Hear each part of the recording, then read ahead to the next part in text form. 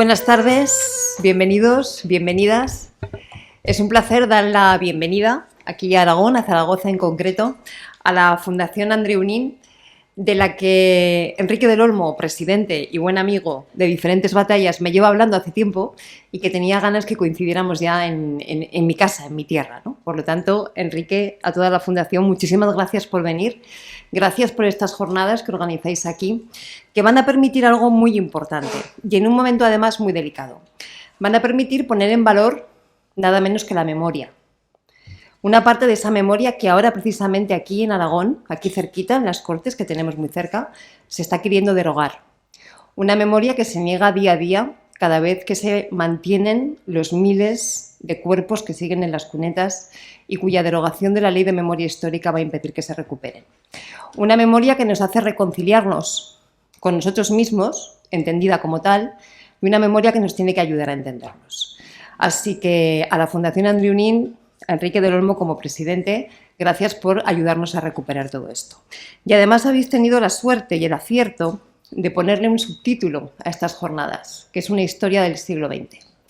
Hubo quien dijo que el siglo XX fue un siglo muy corto, de apenas 70 años, que empezó en el 19, al acabar la Primera Guerra Mundial, y terminó en el 89, con la caída del muro. Sin embargo, más allá de teorías históricas que luego, si acaso, nuestros expertos comentarán, lo cierto es que ese siglo XX haya terminado o no, se está proyectando ahora mismo sobre nuestros días y muchas veces con la peor de sus sombras. Y lo estamos viendo día a día, lo estamos sufriendo en carnes en estos momentos en buena parte de Europa, incluida España, incluida Aragón, incluida esta tierra. Así que especialmente oportuna estas jornadas y especialmente oportunas este subtítulo. Yo no voy a comentar nada más porque son ellos los expertos en la figura de Maurín y los que han reflexionado desde perspectivas diferentes acerca de qué suponen. Nos acompañan Enrique del Olmo, presidente de la Fundación Andreu Nin, sociólogo, compañero en la Asociación Más Democracia y con un largo historial que no voy a contar. Marcelino Iglesias Ricou, expresidente del Gobierno de Aragón, de Bonansa, algo tiene que ver con Maurín, luego nos contará. Alberto Sabio, catedrático de Historia Contemporánea de esta universidad. Compañero, Alberto, buenas tardes. Está también con nosotros Anabel Bonsón, historiadora y autora de Joaquín Maurín, El impulso moral de la política. Ahí es nada, ¿no? ¿Cómo recuperamos ahora todo eso? Eso es un temazo de debate, luego hablamos.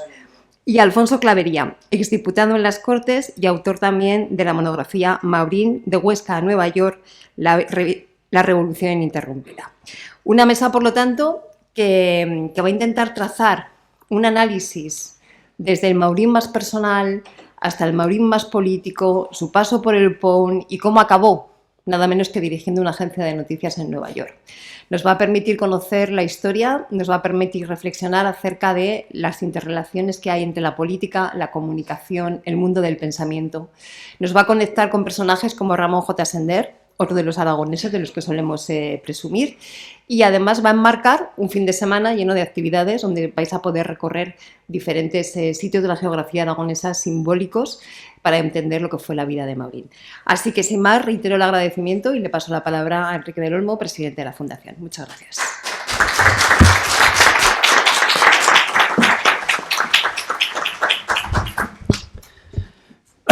Muchas gracias, Cristina. Lógicamente, la primera cuestión es agradecer a tanta gente, en primer lugar, a todos los presentes, que os habéis reunido hoy a participar con nosotros en estas jornadas. Presentes que habéis venido de diferentes lugares del país a estar aquí con nosotros. Muchos otros se han quedado en el camino, se han quedado con las ganas o una lumbalgia o algo así les ha impedido llegar.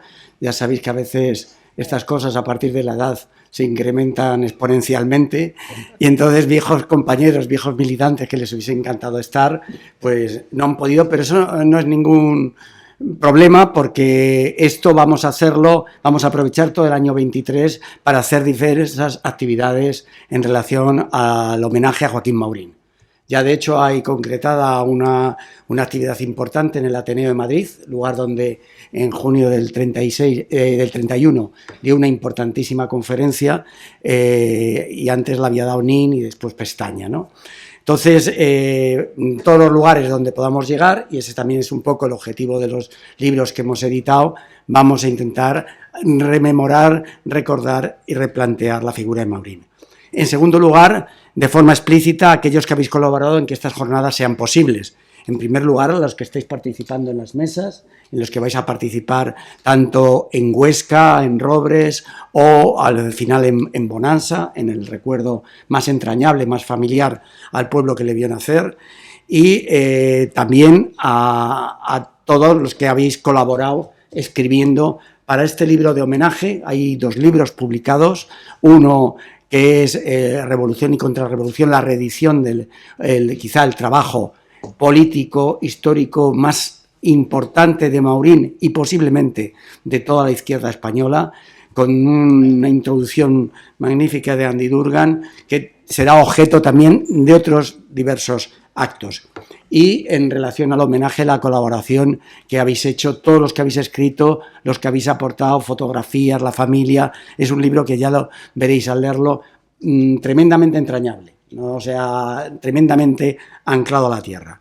En tercer lugar, el apoyo institucional que hemos recibido para realizar esto, la Secretaría de Estado de Memoria Democrática, que nos aprobó un proyecto en el cual teníamos dudas, era el primer proyecto que se presentaba alrededor de una figura icónica del movimiento obrero español y que de hecho fue aprobado, y eso nos dio el pistoletazo de salida a esta aventura superior que son las jornadas en Aragón. Y ahí nos encontramos con la magnífica acogida del Instituto de Estudios Alto Aragoneses, con Alberto Sabio, director, y también del Gobierno de Aragón y la Alcaldía de Bonanza, que también nos acogió, y donde un momento de zozobra posterior a las elecciones de mayo a todos nos recorrió un cierto rictus frío por la espalda, si iba a ser posible o no, y la conversación también con prudencia y discreción fue que íbamos para adelante, fuese como fuese, ¿no?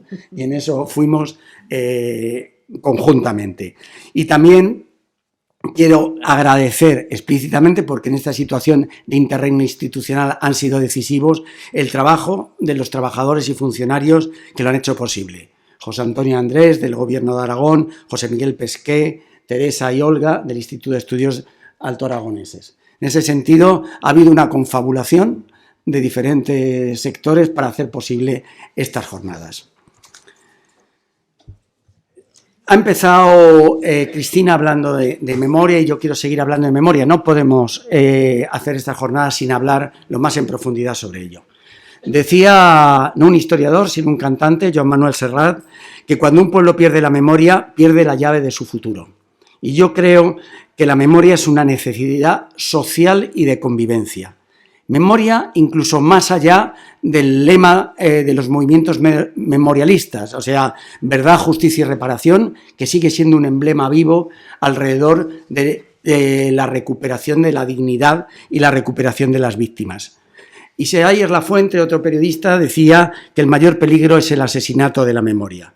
En última instancia, la memoria es la argamasa de una sociedad, sobre la base de la cual se construye la convivencia democrática basada en el respeto, en las libertades y en los derechos humanos.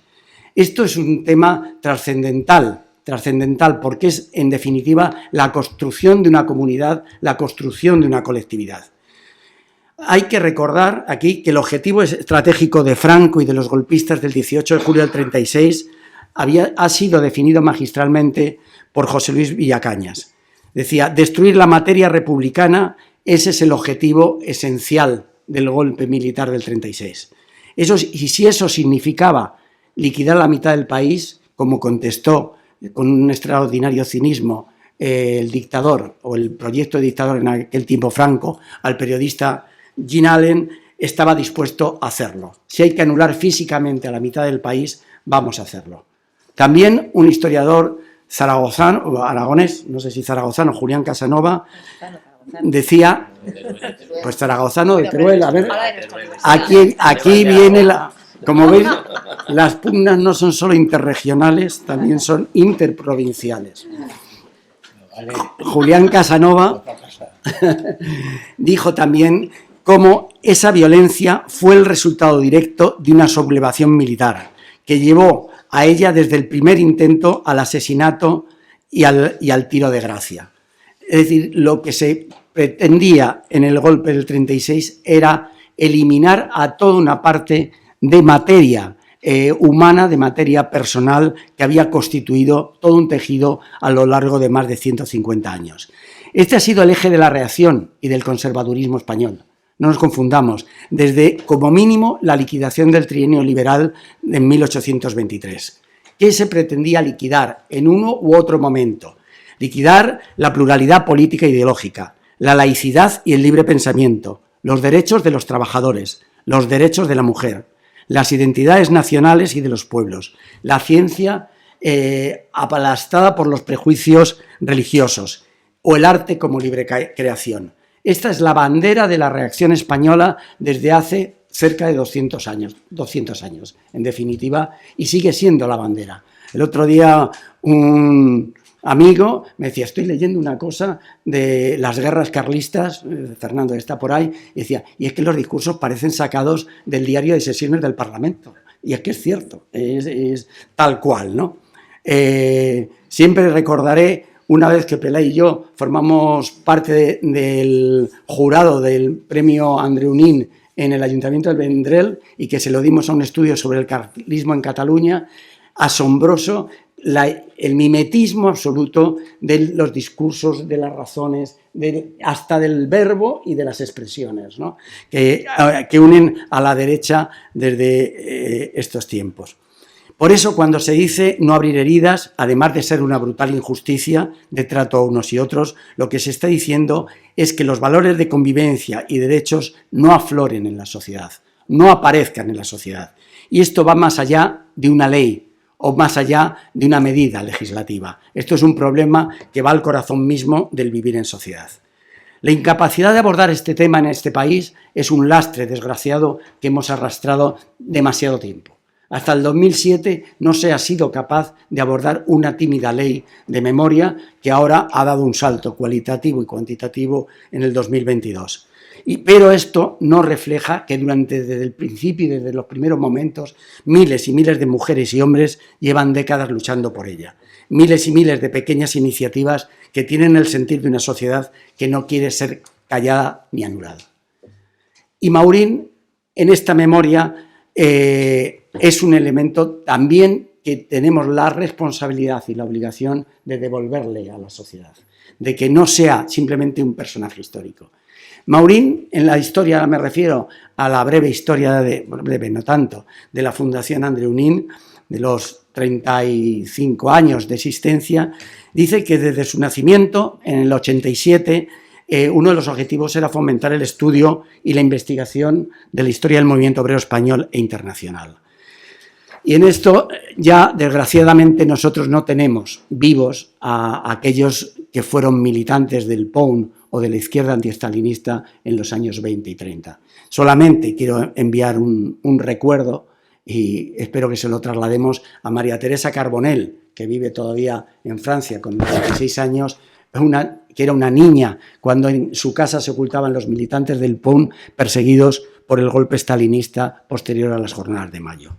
Centenares de actos y miles de documentos, no hay más que contemplar la web, en todos los lugares, exposiciones, y con Nin hubo 3 momentos de reivindicación absolutamente emblemáticos e inolvidables, en cierta forma que nos hacían sentir que habíamos pagado una deuda histórica. Yo lo sitúo, uno, en el homenaje que el Parlamento español, por el impulso de Tere Cunillera y Gaspar Llamazares, se hizo a Vilebaldo Solano, con Vilebaldo Solano todavía en vida. Un segundo, el homenaje unitario de toda la izquierda, de todo el abanico de izquierda de este país en el Ateneo de Madrid en junio del 2012. Un hecho que estoy convencido que hubiese reconfortado a los fundadores del POUN, que siempre habían batallado por la unidad de la clase trabajadora. Y un tercero, muy significativo, el homenaje al Parlamento de Cataluña el 17 de junio del 2013, donde la institución y todo el abanico político y social de Cataluña homenajeó al maestro del Vendrell. Siempre vamos de maestro en maestro, ¿no? De maestro de Bonanza a Vendrell. Y en ese sentido, nosotros, la Fundación Andreu Nin, tenemos una deuda enorme con Joaquín Maurín, con el otro gran figura del POUN, con su secretario general y posiblemente con una de las figuras más relevantes del movimiento obrero. Y las jornadas estas van de desarrollar eso. Me estoy extendiendo mucho, pero bueno, no importa porque para eso la mordedora la tengo comprada, entonces no tengo problemas, ¿no? Porque sí quiero situar algunas cosas ya sobre Maurín. El desconocimiento de una figura como Maurín o como tantos otros, como el Noy de Sucre, como Ramón Afín, como Joan Peiró, como Virginia González, y un larguísimo etcétera, supone el haber desechado la aportación humana más importante de nuestra historia. Por eso hay que buscar en los compañeros y en los contemporáneos del maestro de Bonanza, ahora sí de Maurín, qué opinaban de él. Y voy a dar 3 referencias que son muy significativas. Un compañero que conocimos todos, adorado por todos, el representante quizá más genuino de esa clase obrera luchadora y encima con un enorme gracejo, que era Kiki o Enrique Rodríguez Arroyo, el representante más significativo del POUM madrileño, que decía, refiriéndose a Maurín, su presencia nos animaba extraordinariamente. Creo que fue Maurín la gran fuerza integradora del partido y más tarde su ausencia durante la Guerra Civil lo puso en manifiesto.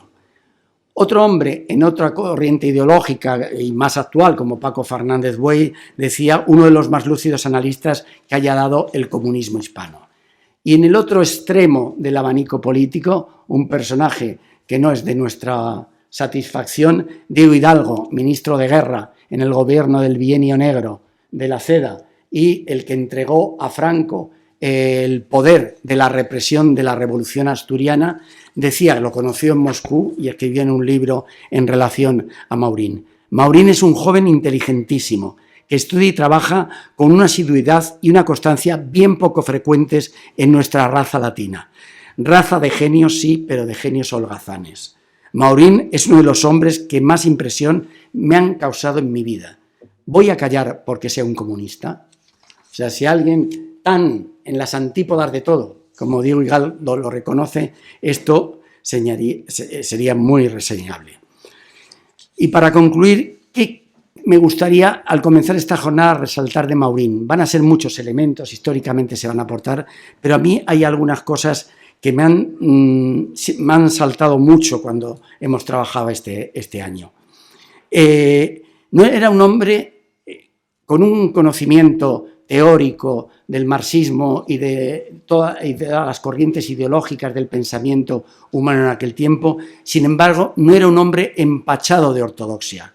Su conocimiento lo volcaba a aquello tan leninista de la acción el análisis concreto de la situación concreta.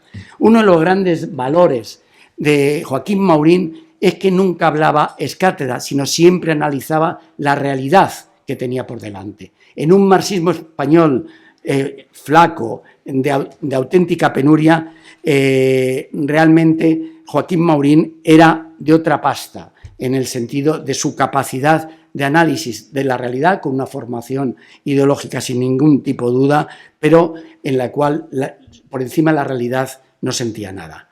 La segunda cuestión más resaltable es que no era un hombre solo de pensamiento, era de acción, lo cual demuestra las veces que tuvo que ir a la cárcel, y de organización. Yo creo que la faceta organizadora de Maurín está muy por encima prácticamente de todos los otros referentes. Dentro del Partido Socialista hubo grandes organizadores, García Quejido, etcétera, pero dentro mismo del POUM era uno de los hombres grandes. Y organizando desde cuando nos habla de cómo recorría las tierras leridanas, hablando con los campesinos y los trabajadores, para siempre dejar un núcleo organizado con el que continuar la labor. En ese sentido, sea en la CNT, en los comités sindicalistas revolucionarios, en la Federación Comunista Catalano-Balear, en el BOC, en el POUM, siempre pensó en términos de organización. Y en su vida última también, yo lo he intentado reflejar en el artículo que aporto, en el sentido de que su obsesión es que este pensamiento sin organización no se podía tener eficacia e impacto. Y el tercer elemento, el tercero de los 4 que voy a decir, es que estaba contra el sectarismo. Era un hombre que marcaba claramente los lindes de su posición política, la defendía hasta el final. Por ejemplo, la polémica con Carrillo en su momento a todos nos sorprende de cómo no se deja ganar por la verborragia revolucionaria que le duró exactamente 48 días a Carrillo, y sin embargo fue capaz de delimitarse ideológicamente y a la vez, sin embargo, mantener una política unitaria que dio como luz quizá una de las mayores creaciones unitarias de la clase obrera española, que son las alianzas obreras. Y por último, quiero decir otra característica de Maurín que me parece sustancial. Era un gran escuchador. Que esto debe sonar un poco raro. Escuchador, Eugenio Fernández Granell, en España Libre, en un artículo cuando ya había muerto Joaquín, decía: a más de un admirable orador y escritor, Maurín era un oidor excepcional. En este mundo actual, donde escuchamos poco, más bien casi nada, entre otras cosas porque tenemos los oídos saturados de información tóxica, no tóxica y semitóxica, es difícil ponernos entre nosotros, incluso entre los amigos, a escucharnos los unos a los otros. La búsqueda de la rapidez para pisar el argumento del otro mata el escuchar el argumento del otro.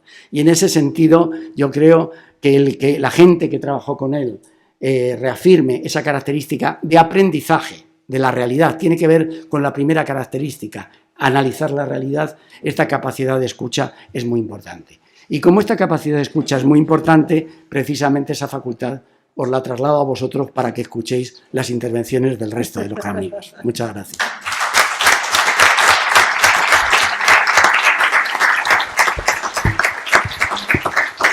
Muchísimas gracias, Enrique, por este recorrido, por esas características también diseccionadas, cómo se nota el oficio de sociólogo, cómo se nota esa mirada que tiene. Gracias también por esa alusión a la escucha como antídoto contra tantas cosas de las que hoy nos vemos. Parece que estés describiendo la sesión de estos días de investidura, ¿no? O de censura, o de lo que haya sido eso. Pero bueno, vamos a ser ágiles porque veo que hay mucho contenido. No sé si os ha dejado mucho, pero bueno, ir rascando lo que podáis. Así que, Marcelino Iglesias, presidente. Queridos amigos, presidente de la Fundación, Enrique, enhorabuena por esta iniciativa tan interesante de recordar, después de 50 años, a una personalidad absolutamente desconocida en Aragón. Y sin embargo, es un aragonés, posiblemente el que más dotes políticas tuvo de todos los aragoneses que anduvieron circulando por los años 20 y 30 del siglo pasado. Unas dotes extraordinarias para el liderazgo. Cuando llegó a cualquier organización, sea la CNT, sea el Partido Comunista, automáticamente fue el líder de esa organización. Capacidad, como se ha dicho ya, para la organización. Organizó los partidos cuando no estuvo de acuerdo con que le intervinieran los partidos en los que estaba. Él empezó como anarquista en Huesca y por eso el gran desconocimiento que se tuvo del personaje en Aragón. Él es aragonés de nacimiento, de un pueblo perdido a 3 horas, hoy con las carreteras actuales, a 3 horas de aquí, en aquella época que había que ir por caminos de herradura, imaginaros, y que tiene su primera formación, su formación fundamental, su formación elemental en un seminario, y cuando pierde la vocación, con gran disgusto de su madre, una mujer muy piadosa, porque Maurín no es de una familia de tradición obrera, es una familia campesina, más bien una familia normal y ordinaria de orden perdida en el monte. Pero su madre le hace gracia que su hijo pequeño sea religioso, pero pierde pronto la vocación y se va a estudiar magisterio a Huesca. En Huesca estudia magisterio y se junta con un grupo de gente muy interesante. Un grupo de gente que son los verdaderos herederos intelectuales de Joaquín Costa, de ese Joaquín Costa republicano radical de la última etapa. Hay que tener en cuenta que en los primeros años del siglo XX, la sociedad es la que es. Joaquín Costa dice, cuando empieza en sus primeros escritos, que el 70% de la sociedad de aquellas montañas son analfabetos. Y más del 70% son campesinos. En esa sociedad, no ser revolucionario era muy complicado. Porque claro, Costa había visto cómo funcionaba la sociedad de la Restauración. Una sociedad corrupta, con pucherazos permanentes, con una política que algunos iban a votar, generalmente los que tenían algo que defender, y que eran todo trampas, ¿no? Mandaban. En Huesca había dos puntos de referencia. Uno era Costa, cuando muere sobre todo se convierte en el gran ídolo para la sociedad, y otro era Camo. Camo era el típico cacique de la Restauración. Maurín en uno de sus libros dice que en Huesca los perros no podían salir a la calle si no tenían permiso de la gente de Camo. Camo era el que ponía alcaldes y los quitaba, el que ponía a los diputados y los quitaba, y el que bloqueaba, por ejemplo, a Costa. A Costa no le dejó ser ni concejal de su pueblo. Este era el ambiente en el que se movían los primeros años del siglo XX. Maurín aterrizó en Huesca y se encontró con un grupo de jóvenes seguidores de Costa que los lideraba una personalidad muy atractiva que es Ramón Acín. Ramón Acín era un libertario, pintor, escultor, un humanista, profesor de dibujo en la escuela normal. Allí estaba Laït, Sant Blancat, eran intelectuales, artistas, Bell, escritores, todos desaparecieron. La florinata de aquella sociedad, los mejores, desaparecieron en el 36. Los falangistas de Huesca, el año 36, celebraron San Lorenzo, sabéis que son las fiestas de Huesca, cargándose al alcalde, fusilándolo, los primeros días de agosto, a Carderera, que era el alcalde, fusilando también al anterior alcalde, al hermano de Sender, Manuel Sender, y fusilando a 140 y fusilando también a Ramón Acín, porque era un anarquista, un intelectual anarquista, y a su mujer.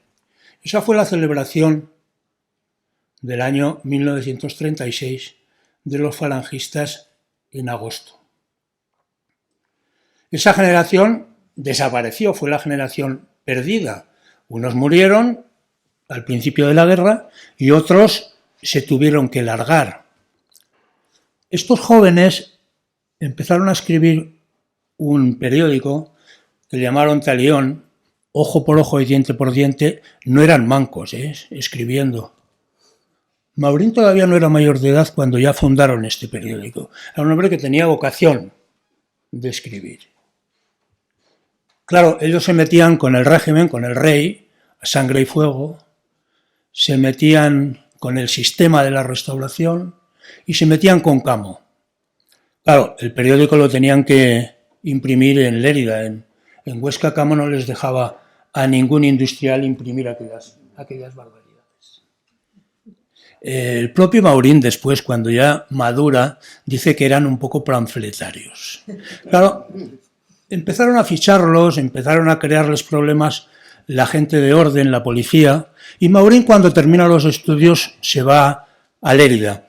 A partir de ahí desaparece de Aragón. Por tanto, en Aragón no hay recuerdo de Maurín, activista político, organizador político o diputado, que termina siendo diputado en el Parlamento.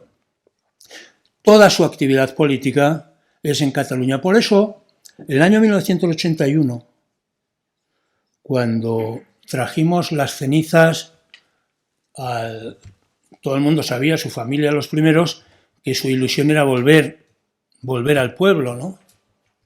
Estaba en Nueva York, estaba pensando siempre en España y en el pueblo. Trajimos las cenizas estaba lleno de gente, hay fotos creo por ahí, de gente de Barcelona, de Lérida. No había nadie de aquí porque nadie lo conocía. Maurín tuvo un grave problema, y es que había preparado toda su vida, toda su estrategia, toda su inteligencia para desarrollar una revolución. En España no podía haber más que una revolución. Y él decía que la revolución solo se podía hacer en Barcelona. Había trabajadores organizados en partidos y sobre todo en sindicatos. Que Madrid era una ciudad de funcionarios perezosos que nunca harían una revolución. Por eso él se va a Barcelona y él se prepara para hacer esta revolución. Él en sus libros dice que las revoluciones las han hecho la burguesía, pero que la burguesía española nunca ha sido capaz de hacer una revolución y que aquí la revolución la tienen que hacer los proletarios. Por eso él va a Barcelona, está en la CNT, rápidamente secretario general de la CNT, son íntimos amigos con Nin, la Fundación Nin. Yo os propongo que le llaméis Nin Maurín, porque tiene mucha razón. Maurín era el líder, sin ninguna duda. Maurín era el gran líder, respetado por la gente. En el año 36 su partido estuvo de moda. Su partido era el partido de moda. Él precisamente no puede participar ya en la revolución, que era su gran ilusión, porque el golpe militar lo coge en Galicia, entonces no puede volver. Cuando vuelve lo cogen en Jaca, lo meten en prisión y está 10 años en prisión. Por eso es un hombre curioso, que no participa en la guerra, no participa en nada, cuando su gente está metida no solo en una revolución, sino en una revolución dentro de la revolución. Porque el drama de Barcelona, de la República en Barcelona, fue tremendo, ¿no? No pelearon con los franquistas, pelearon entre los republicanos. George Orwell, que viene y está con los pumistas, son admiradores de ese partido, y vienen y están con ellos y están en la guerra con ellos, escribe un libro que conocéis, Homenaje a Cataluña, en donde explica que él considera que una de las razones principales por las que la República perdió aquella guerra es por los enfrentamientos internos entre los republicanos. Es verdad que los facilitó mucho, que los explotó mucho, que los indujo mucho los comisarios políticos de Stalin. Por eso yo os quería comentar solo 3 pinceladas de Maurín. La pincelada de su formación en Huesca como una persona de una mentalidad libertaria, con la libertad como elemento fundamental. Maurín es un hombre libre, es un político libre. Cuando no está a gusto en una organización, intenta cambiarla o monta la suya. Es un hombre libre, un heterodoxo, un marxista absolutamente heterodoxo. Cuando se va a Moscú, a la Tercera Internacional, acompañado de Nin, no vuelve muy contento de lo que ha visto en Moscú. Me parece que es Anabel Bolsón sí, que comenta algo de esto en ese magnífico libro que escribió. No vuelve muy contento. Pero claro, Nin se queda en Moscú 10 años y es secretario de Trotsky. Y se entera muy bien de lo que está pasando cuando muere Lenin y toma el poder Stalin.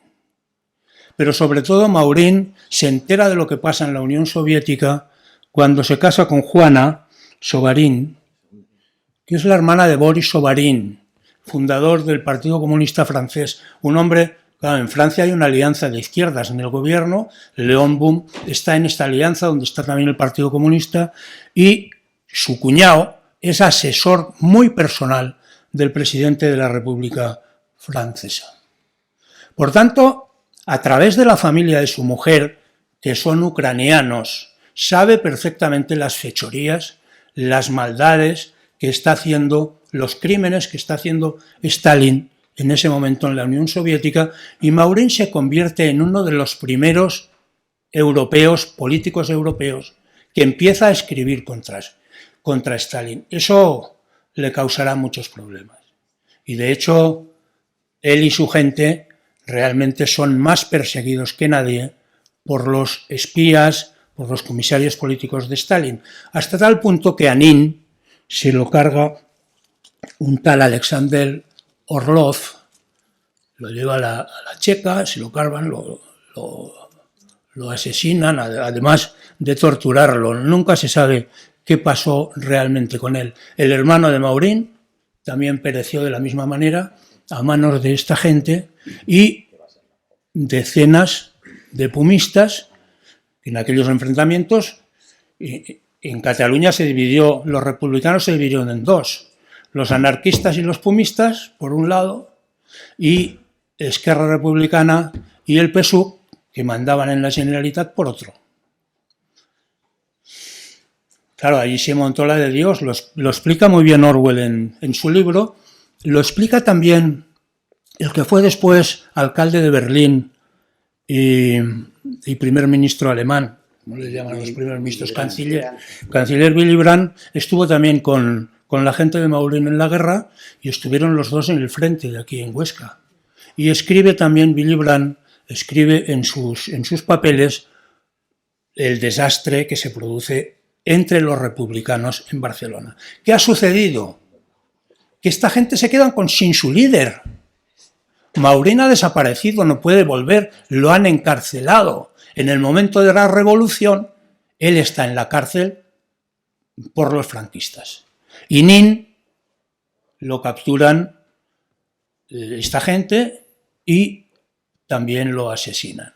La gente del PUM se quedan absolutamente descabezados. Los viejos pumistas, Solano y compañía, comentaban que muchos de ellos estaban convencidos que con el liderazgo de Maurín lo de Barcelona no hubiera sido tan desastre.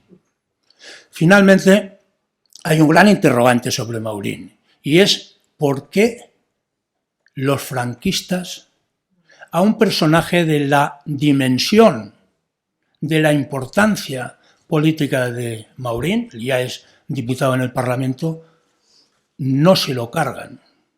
Y ahí hay una historia ya un poco más larga que esta intervención no me da tiempo para explicar, pero evidentemente tiene mucho que ver una relación familiar, un primo suyo que es un hombre muy cercano a Franco, y la relación familiar de su mujer con el presidente de la República Francesa. Francia no le interesaba, Francia era neutral en la guerra española, no le interesaba a Franco meterle el dedo en el ojo a Léon Blum para excitarlo y que pensara que podía intervenir aquí. Esa es un poco la historia, grosso modo, de por qué Maurín es un gran desconocido, en Aragón sobre todo, y de por qué un revolucionario que estuvo en la cárcel mientras sus militantes hacían la revolución. El año 1981, él después estuvo en América, a partir del 47 él está en América, ahí tiene que vivir de alguna manera y monta una agencia literaria. Con él trabaja Sender, con él trabaja Neruda, con él trabaja Casona, con él trabajan todos los grandes escritores en castellano, y él distribuye estas colaboraciones por los periódicos de toda Latinoamérica. Él empieza con nombres, con seudónimos, escribiendo él, porque no tiene ningún colaborador.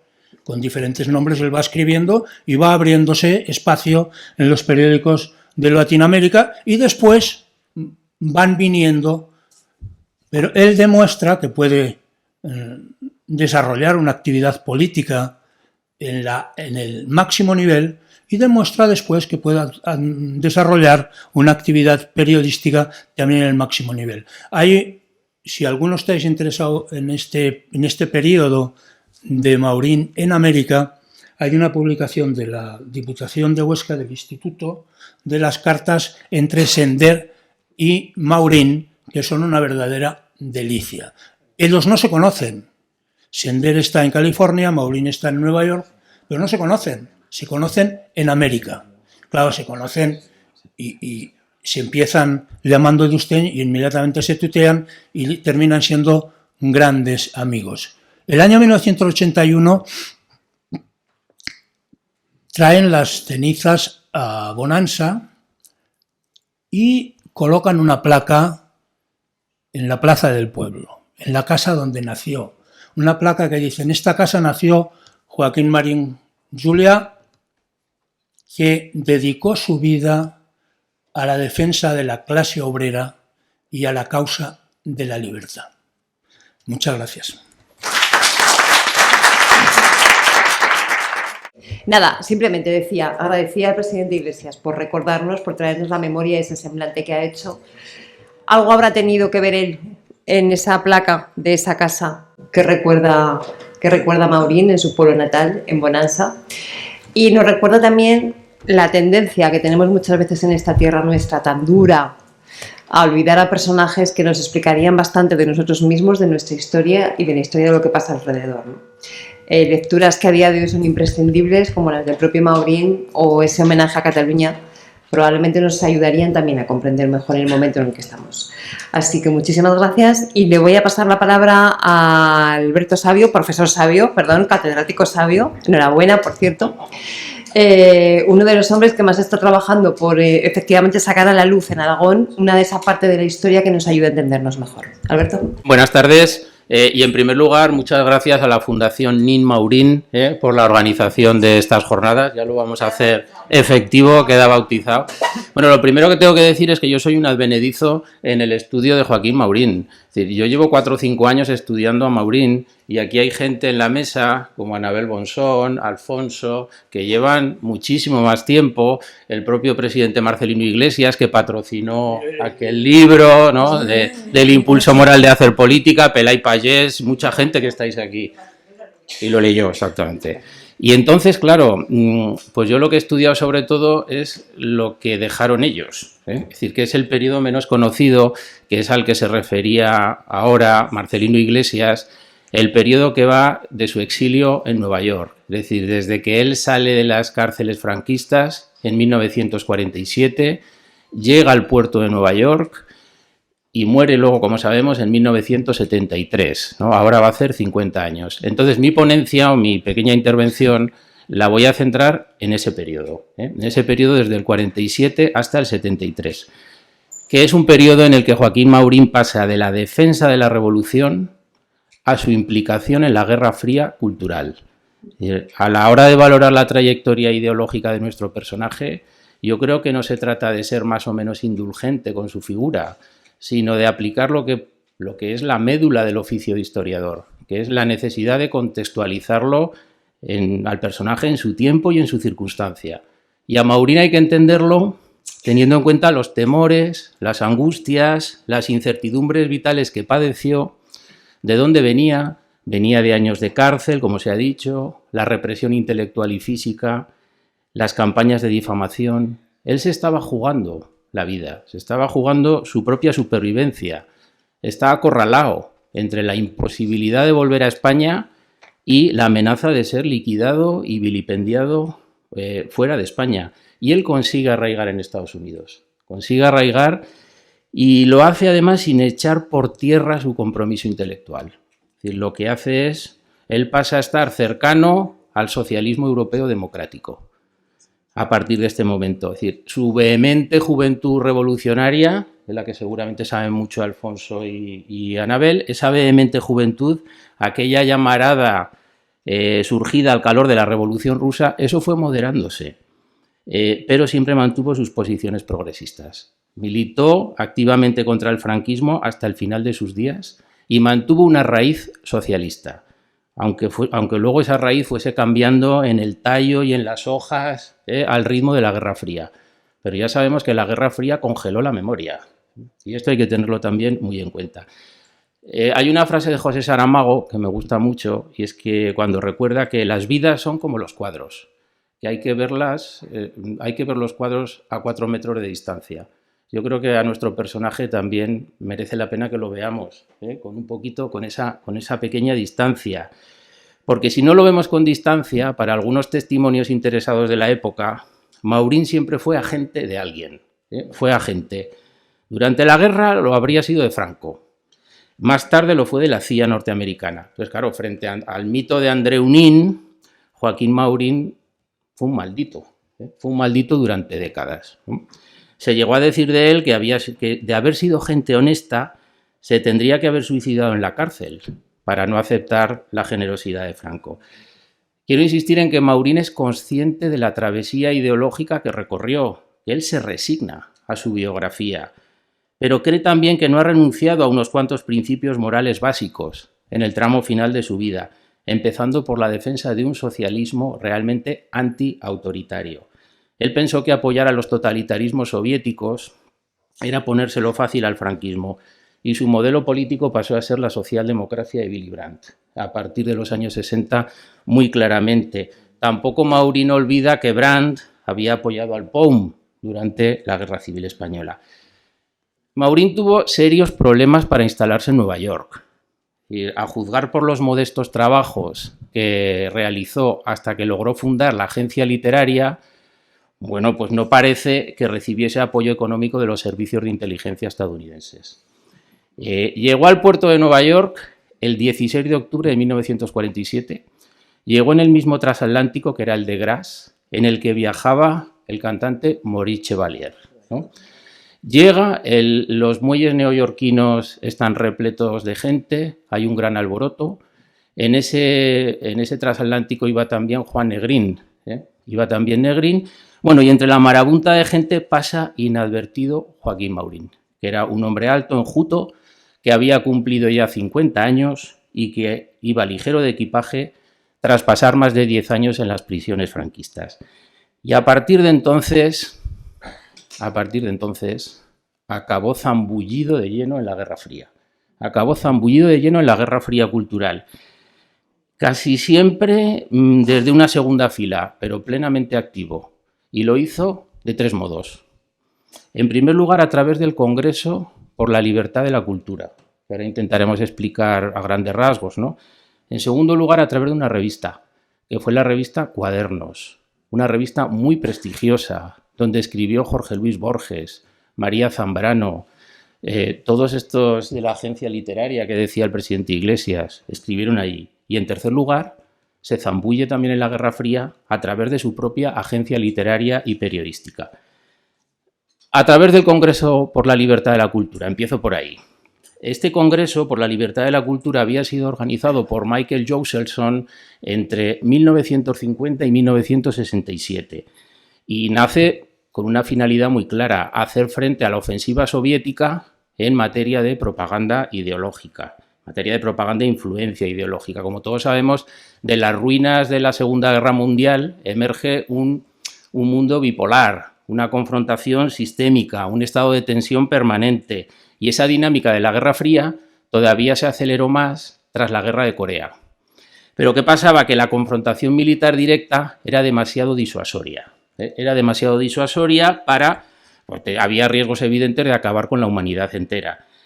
Y entonces se impuso la necesidad de mostrar y demostrar superioridad ideológica y superioridad cultural. Es decir, fue muy importante la capacidad para persuadir, por parte de ambos bloques, para persuadir mental, emocionalmente, una especie de poder blando, podemos decir, pero un poder blando implacable.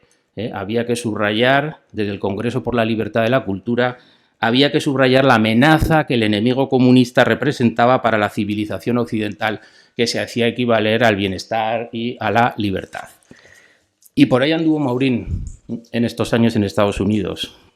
La Unión Soviética había empezado a practicar campañas de proselitismo entre intelectuales, sobre todo a partir de a través de la Cominform.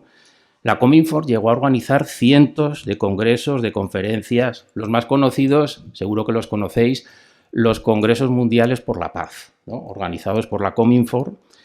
Y entonces, para contrarrestar todo esto, el papel de la CIA resultó fundamental. La CIA diseñó un completo programa de guerra psicológica y cultural, y uno de los engranajes para América Latina fue el Congreso por la Libertad de la Cultura. Ahí está dibujado, ¿no?, la finalidad de Maurín hacia América Latina. Y el Congreso por la Libertad de la Cultura no cesó de hacer proselitismo con una proyección ideológica muy determinada. No fue casualidad que, basándose en criterios de seguridad colectiva, tanto la Cominform como la CIA naciesen el mismo año, que fue 1947, que es justo el año en que Maurín desembarca en Nueva York, ¿no? Esa casualidad. Las dos organizaciones tenían vocación de influencia ecuménica, planetaria. Las dos superpotencias se arrogaron funciones de policía internacional, también ante la limitada potestad de Naciones Unidas. Y dentro de la CIA, por supuesto, había reaccionarios redomados, por supuesto, pero también había liberales y socialistas, siempre que cumpliesen el requisito anticomunista. Los sabuesos de la CIA cometieron todo tipo de tropelías, pero los máximos responsables, a ellos también les gustaba difundir un discurso cultural que sonase convincente, que sonase centrista, que sonase blando, tolerante, apoyado en intelectuales de prestigio.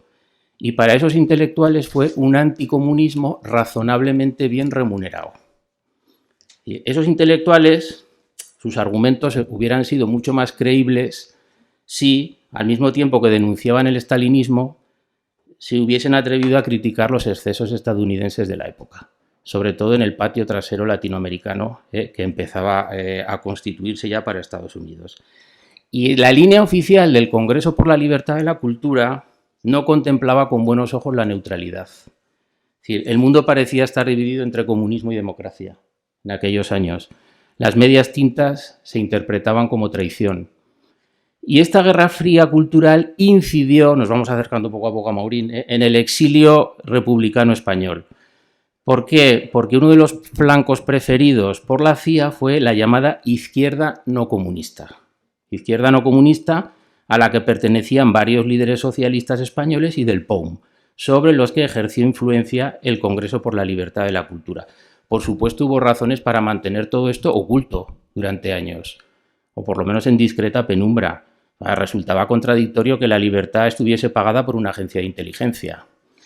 De este modo, decenas de asociaciones, decenas, cientos seguramente, supuestamente independientes, se convirtieron en organizaciones fachada de la política de influencia de Washington. Y una de ellas fue el Congreso por la Libertad de la Cultura. En lo que hace a las relaciones del CLC con el POUM, hay un personaje que es fundamental, poco conocido, que es J. Lovestone. ¿Quién es este señor? J. Lovestone. J. Lovestone era un judío de origen lituano, en este caso, que fundó el Partido Comunista de Estados Unidos. Lo fundó el 1 de septiembre de 1919 en Chicago, junto a Bertrand Wolff, que va a ser muy importante en la vida de Joaquín Maurín, en los últimos 25 años de la vida de Maurín, y junto a otro personaje que seguro que lo conocéis, que es John Reid, célebre por el testimonio que dejó sobre la Revolución rusa en 10 días que estremecieron al mundo. Bueno, pues todos ellos simpatizaban con las tesis de Nikolai Bukharin, para nada con Trotsky, mucho menos con Stalin. Lovestone había enviado miles de dólares a España durante la Guerra Civil Española. El dinero lo había recaudado entre los sindicalistas estadounidenses. El 14 de octubre de 1938, Lovestone envió un telegrama al presidente del Gobierno de España, a Negrín, en el que clamaba por la inmediata amnistía de los líderes del POUM, en interés de la unidad de la clase obrera española e internacional, y como única forma de vencer al fascismo. Y Lovestone estableció paralelismos entre el juicio a los poumistas durante la Guerra Civil Española y la ejecución de Bukharin y sus seguidores en los procesos de Moscú. También mandaron misivas de apoyo al POUM. Varios líderes de la Internacional Socialista escribieron a Fernando de los Ríos que van a tener otro papel crucial en la vida de Maurín. Por ejemplo, un filósofo que era Sidney Hook. Sidney Hook había escrito en 1938 que él estaba muy impresionado por el asesinato de Andreu Nin, esto es en el 38, pero en el 49, 11 años después, fijaos lo que declara. Dice, dadme 100 millones de dólares y 1000 personas entregadas a su trabajo y garantizo que se creará tal inquietud democrática entre las masas, sí, incluso entre los soldados del mismísimo imperio de Stalin, que todos sus problemas durante mucho tiempo de ahora en adelante serán internos. Yo puedo buscar a las personas. Es decir, toda esta gente, Lovestone, Hook, Wolff, pasaron de ser delegados de la Comintern a encabezar tras la Segunda Guerra Mundial la relación de la CIA con el movimiento sindical estadounidense. Es Si pasaron de comunistas a furibundos anticomunistas. La Guerra Fría había congelado la memoria, otra vez. Mientras Maurín seguía entre rejas y Lofton, Hooke, Wolf y otros apoyaban a los exiliados del POUM. Por ejemplo, el testimonio de Enzo Traverso, que lo conoce muy bien Carlos Forcadell, que está por aquí, Pelay. El testimonio Traverso se refiere a estos exiliados del POUM, dice, son los comunistas heréticos que eran denunciados como los peores enemigos y a veces eliminados. Se les calificaba de renegados, de profascistas, sobre todo tras la incorporación de la Rusia de Stalin al bando aliado durante la Segunda Guerra Mundial. Y en el Congreso por la Libertad de la Cultura fue Salvador de Madariaga quien estuvo de verdad en los preparativos de esta organización y en la Asamblea de Berlín de 1940. De hecho, cuando el hombre de confianza del fundador de la CIA, William Donovan tiene una estatua en el edificio central de la CIA en Virginia, pues el hombre de confianza para el mundo latinoamericano era Salvador. Primero era Benedetto Croce, pero Benedetto Croce se muere en 1952 y entonces el hombre de confianza es Salvador de Madariaga, ¿de acuerdo? Entonces, un pequeño paréntesis, Donovan fue también accionista de la productora cinematográfica de John Ford y además también participó junto con Merian Cooper. Es el responsable de que Fred Astaire y Ginger Rogers naciesen como pareja de baile. O sea, está ahí también, Maurín no forma parte de la vanguardia del CLC, del Congreso por la Libertad de la Cultura, bien fuese porque ya tenía bastante con su agencia de prensa, o bien porque los nuevos derroteros que empieza a tomar la organización ya no son tan importantes los excomunistas. ¿Por qué? Porque desde dentro de la CIA, los más reaccionarios no les hacía mucha gracia a los más reaccionarios, bueno, de la administración estadounidense, que no eran pocos, no les hacía mucha gracia estos excomunistas en los pedestales culturales de la época. Por tanto, el Congreso por la Libertad de la Cultura no está en primera línea Maurín, pero conoce perfectamente esos entresijos. Segunda forma de zambullirse en la Guerra Fría cultural, su agencia literaria y de prensa. Aquí hay que aclarar, me parece, 3 o 4 cuestiones, y ellos que saben mucho, no sé si lo corroborarán o me entrarán en contradicción. Ninguna organización estadounidense financió la agencia literaria y de prensa de Joaquín Maurín. O sea, ALA no recibió subsidios desde el espionaje estadounidense. Este espionaje que muchos lo llamaban con sorna el Ministerio de Cultura de los Estados Unidos. No se le inyectó dinero oficial. No era ninguna tapadera, pero igualmente contribuyó a defender los intereses de Estados Unidos y además practicó la teoría de la élite. La teoría de la élite, ¿por qué? Porque va a llenar su agencia de prensa de prestigiosísimos colaboradores. Muchos de ellos acabaron siendo premio Nobel. Le daba prestigio. A Maurín no le llegaron los fondos de la CIA directamente. De haber sido así, probablemente hubiese conseguido la nacionalidad estadounidense mucho antes. Se le habría anticipado el examen de seguridad y Maurín hasta 1961 no consigue de verdad la nacionalidad estadounidense, muy tarde. Es decir, Maurín no tuvo el mismo grado de implicación con el dinero americano, con el dinero de las fundaciones, que sí tuvieron otros personajes españoles. Gorkin, por encima de todos. Luis Araquistain, también. Salvador de Madariaga, también. Es decir, en el caso de Maurín, ni desconocimiento ni pertenencia al núcleo duro de las operaciones. Esto lo dice en su correspondencia confidencial y en su correspondencia privada. Le escribe, por ejemplo, a Víctor Alba que él no tiene acceso a los fondos de Estados Unidos y en las cartas que decía ahora Marcelino con Sender hay algunas cartas que refuerzan muy claramente esta idea. De hecho, Sender anima a Maurín a que coja el dinero de la Fundación Ford, a que coja el dinero de la Fundación Ford y Maurín le dice el 9 de enero del 58. Son 3 líneas. Dice, te agradezco tu buen deseo. Esto se lo cuenta Maurín a Sender. Te agradezco tu buen deseo en el sentido de conseguir que la Ford me ayude en mi empresa, pero no hagas nada. En primer lugar, estoy seguro de que no se conseguiría nada. Y en segundo término, si en efecto, pese a mi pesimismo se lograra, sería una migaja que pregonada urbi et orbi, dice, más me perjudicaría que me beneficiaría. Seguiremos modestamente la tarea, ganando palmo a palmo las posiciones. ¿No crees que es lo mejor? Esta es una carta confidencial a un amigo, no tiene por qué mentir y no se beneficia de los fondos directamente, a diferencia de otros personajes, porque Francisco Ayala solicitaba ayudas para viajes al Congreso por la Libertad de la Cultura. O, por ejemplo, José Bergamín y María Zambrano recibieron becas. Cuando María Zambrano expresó malestar ante la Revolución Cubana y perdió el pequeño estipendio que recibía, a cambio recibió el apoyo del Congreso por la Libertad de la Cultura.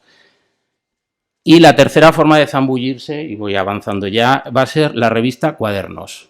La revista Cuadernos resulta innegable que él se benefició de la red de contactos establecida. No hay que más que comparar quién estaba en la revista Cuadernos y quién escribe en su agencia de prensa.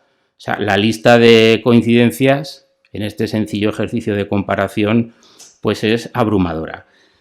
Maurín era consciente de estas acciones encubiertas de la CIA. Él es consciente, por ejemplo, él está al tanto de la campaña contra Pablo Neruda, promovida por la propia revista Cuadernos.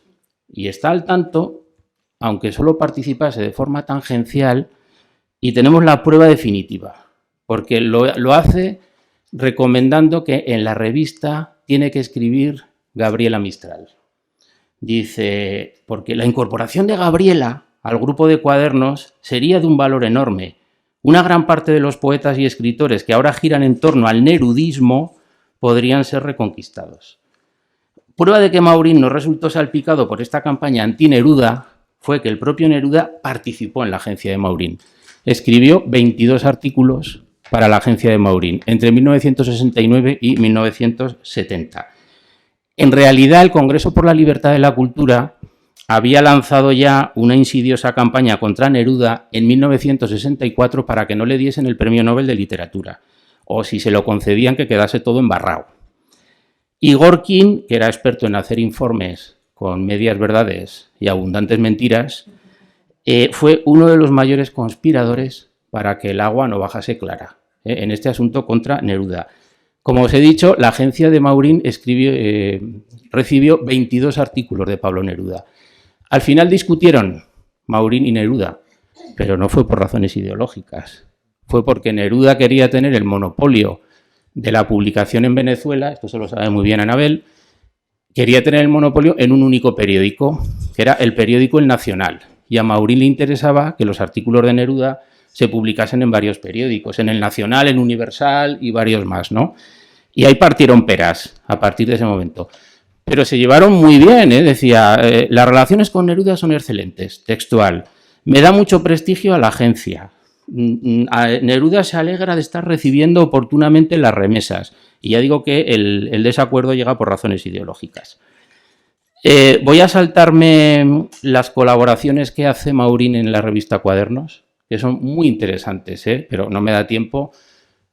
El espectro de Stalin. Habla también del golpe de Estado en Guatemala en 1954 del presidente Jacobo Arbenz. Hace labores de intermediación, pero bueno, esto ya irá en el texto. Y quiero acabar ya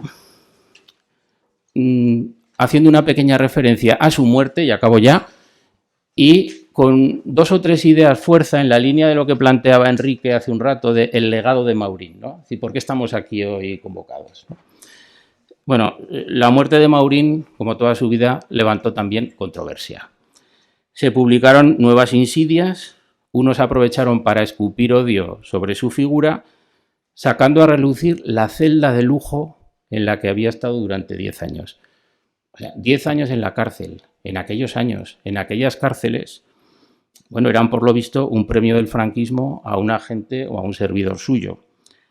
Se habló de que había llegado a Estados Unidos en avión. Falso de todo punto. Ya he dicho que llega en el de Gras con fecha concreta en el puerto de Nueva York. Y la prueba definitiva era una esquela que había aparecido en el periódico La Vanguardia en el 1973, donde se pedían unas oraciones por el alma de Maurín. Dice textualmente la esquela, que murió en Nueva York habiendo recibido los santos sacramentos. Falso. Nunca pudo solicitar Maurín auxilios espirituales. Todos sabemos que cayó derrumbado por una hemorragia cerebral, entró en coma y ya no salió de ella hasta su muerte 24 horas más tarde, lo que eliminó cualquier posibilidad de ceremonial. Tampoco faltaron quien en la muerte de Maurín dijeron ha cometido asesinatos durante la guerra, cuando en aquella coyuntura bélica no pasó de ser un indefenso prisionero que estuvo rodando de cárcel en cárcel, de Burgos a Salamanca, la Modelo de Barcelona, de uno a otro extremo del ruedo ibérico.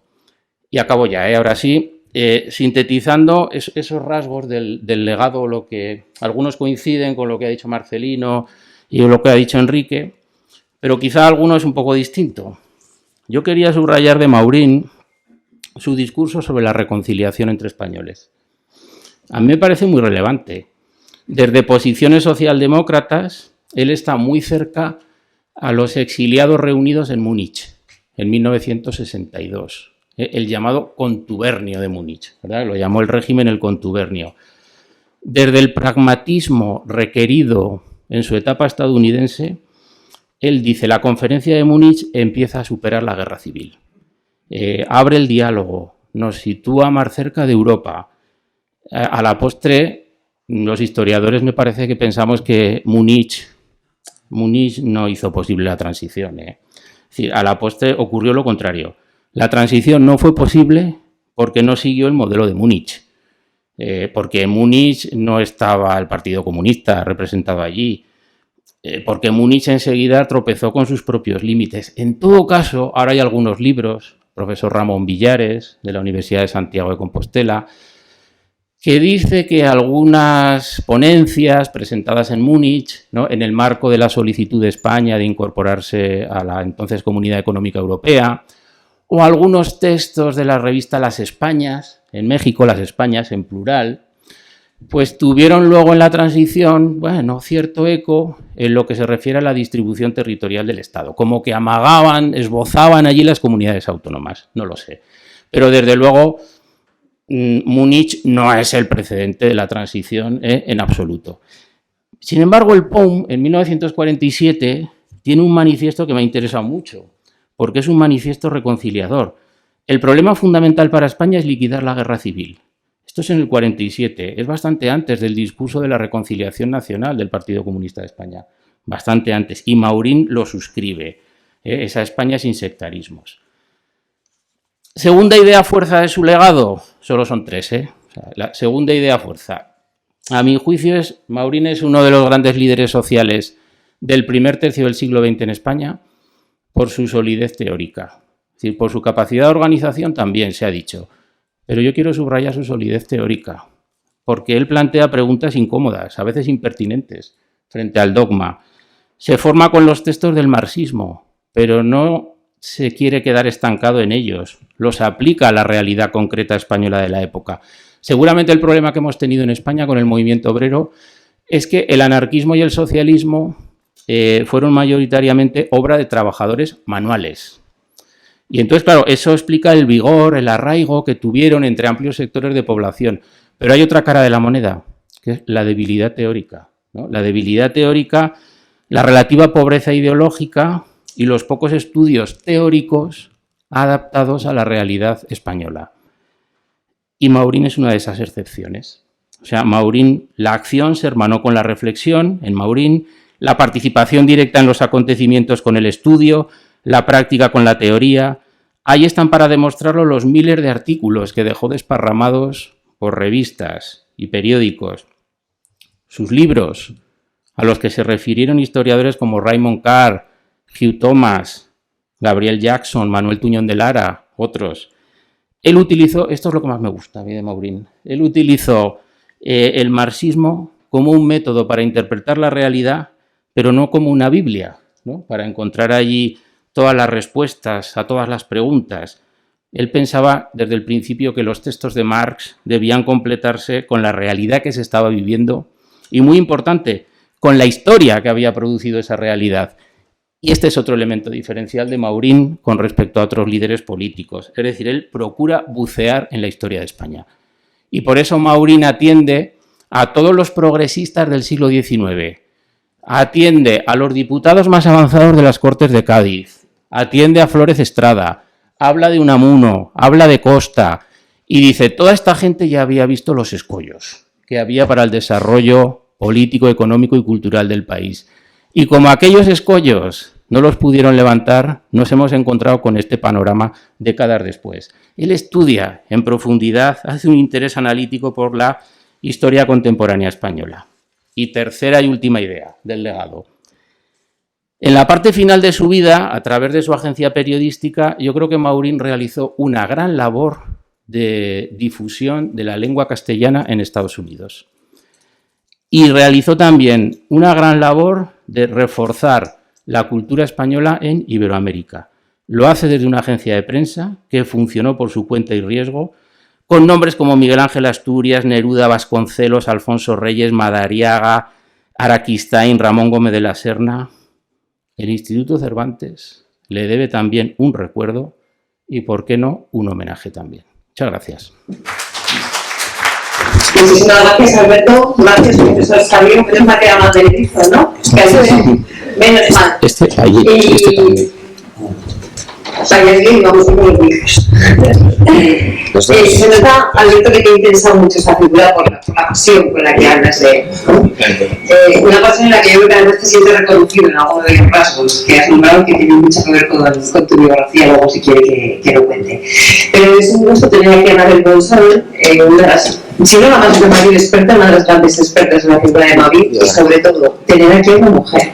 Eso Entre sí. todos, Sí. habéis empezado ya a nombrar. Entre todos habéis hecho toda una retaíla de nombres que han sido referencia, que han tenido influencia, que han tenido que ver con la vida de Maurín. Y salvo María Zambrano, no ha habido ningún solo nombre de una mujer hasta ahora. Así que, Anabel, gracias por incorporarte a este elenco y por dar también una visión como tú. Es un placer y un honor poder recordar aquí y ahora la figura de Joaquín Maurín, 50 años después de que su corazón, no su vida, dejara de latir, un 5 de noviembre de 1973, tras su fructífero exilio neoyorquino que nos ha contado Alberto. El mismo año que se perdían bajo el nombre de Pablo 3 exponentes cruciales de las más reconocidas artes: Picasso, Casals, Neruda y un Salvador, Allende. Mi sensación hace más de 30 años, cuando me embarqué en la aventura de componer una biografía de una de las figuras más excepcionales del movimiento obrero de este país, era que en torno a él rondaba un profundo desconocimiento, desde luego el mío personal, pero también académico. Fue Carlos Forcadell el que dedicó una de sus clases a contarnos quién era y cuál había sido su significación, porque no se sabía casi nada entonces. Y a mí, que era una alumna despistada, me captó con su cebo y me hizo prestar atención el hecho de que Maurín hubiera nacido en Bonanza, tan cerca de mi pueblo. Y me acordé entonces que había leído en el Ribagorzano, hacía poco tiempo que sus cenizas habían vuelto a su tierra natal, pero así, sin más, indicios de todo un personaje envuelto en una nebulosa de olvido, ¿no? Entre la gente que acudió a ese homenaje en Bonanza, en el año 81, estaba Marcelino Iglesias, que también escribía en el Ribagorzano y en cuya casa, con sus hijos pequeños, también celebrábamos reuniones, merendábamos, nos tomábamos cubatas y porque andábamos, o sea, andabais y andábamos haciendo país, descubriendo nuestra propia historia y reclamando condiciones y libertades para nuestro territorio, ¿no? Que era el mismo en el que Maurín se había criado, ¿no?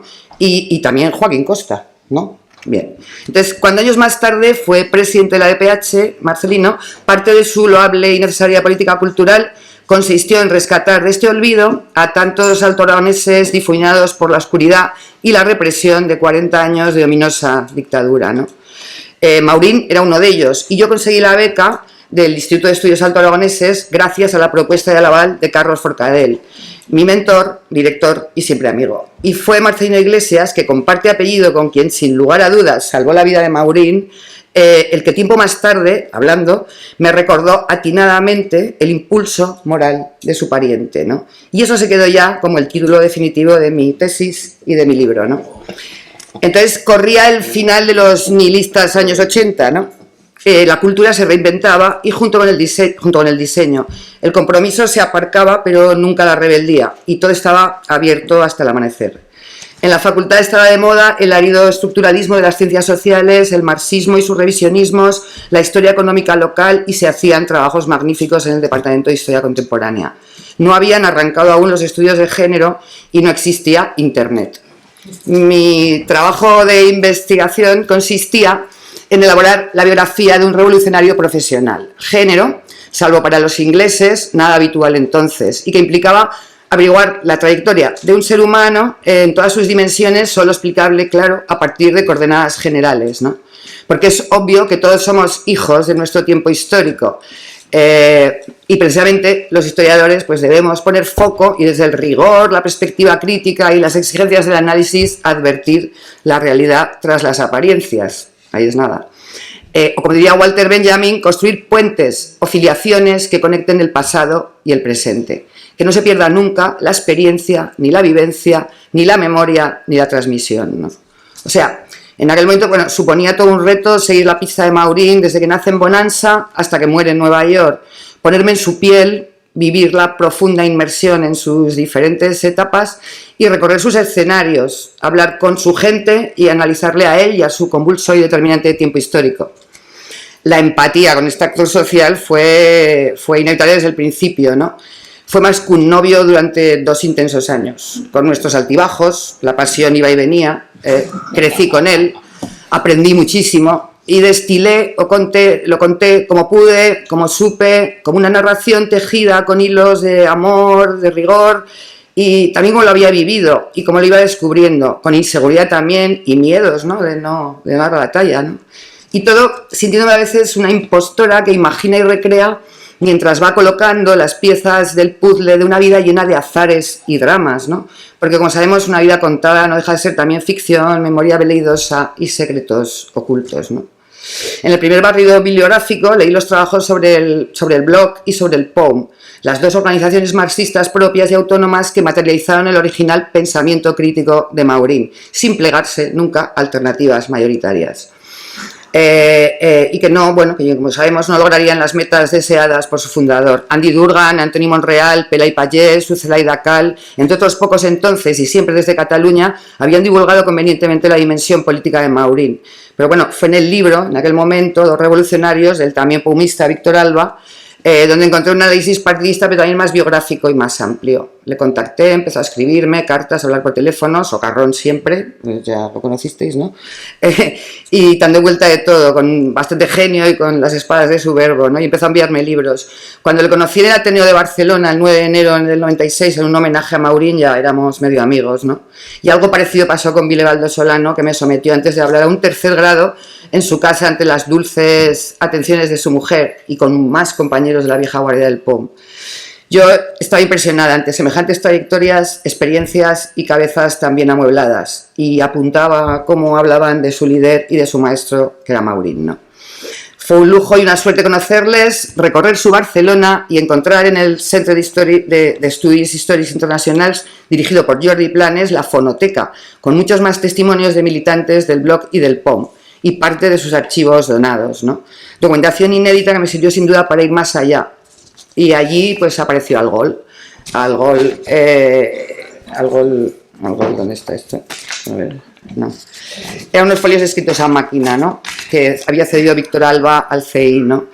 Cuando empecé a leerlos el corazón me latía rápido, ¿no? Porque ahí estaba el Maureen más íntimo y transversal, el que escribía desde la soledad de la cárcel o la nostalgia del exilio, el que fabulaba, soñaba y proyectaba la revolución a la vida nunca vivida, con toda su tragedia, con su comedia, su filosofía o su mordacidad, y con todos, sobre todo, los paisajes de su infancia y adolescencia. La literatura también tendiendo puentes, ¿no?